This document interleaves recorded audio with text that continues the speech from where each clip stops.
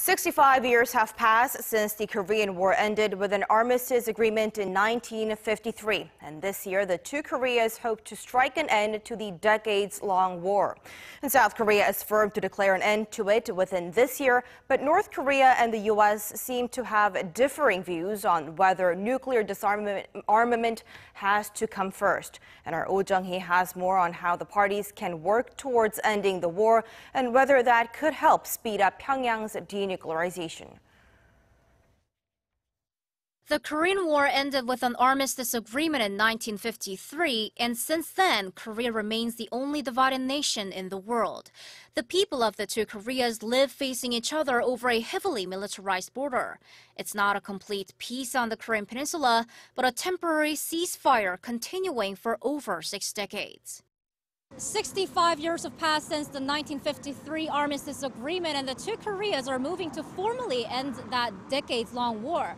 There was a previous attempt after the 2007 Inter-Korean Summit, but the latest attempt is stronger and is gaining much momentum as it was reaffirmed through the first ever North Korea-US summit, and the two Koreas have set a specific deadline of within this year. July 27th, the anniversary of the armistice agreement, was seen as the most plausible date. But the overall process slowed down as Pyongyang and Washington faced the question of what has to come first. Washington is cautious about declaring the end of the war as it may get rid of military options to pressure the North to denuclearize. But Pyongyang wants the declaration first as that gives the regime a security guarantee. The U.S. is concerned that North Korea may demand the withdrawal of U.S. forces from South Korea, but North Korea won't ever accept a deal where it has to abandon all of its nukes first.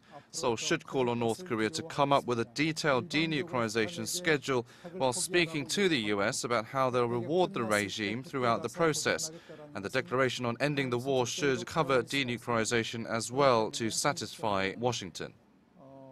Pundits add a war doesn't come to a formal end with a declaration only. It has to be stipulated in the peace treaty. The declaration itself does not have a legal binding power, but gives an assurance that the related parties will cooperate, which could accelerate North Korea's denuclearization. The goals of denuclearization and a peace treaty are both too big to deal with.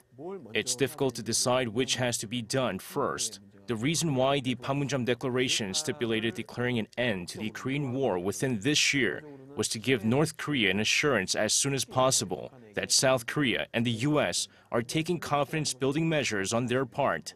North Korea needs a reason to denuclearize, and declaring an end to the war provides that reason. Watchers point out that the two Koreas could first end an unusual decades-long armistice and then settle on technical issues through a peace treaty afterwards. The foreign ministers of the two Koreas, the U.S. and possibly China, could discuss the matter when they attend the ASEAN Regional Forum in Singapore next week. Oh Jung-hee, Arirang News.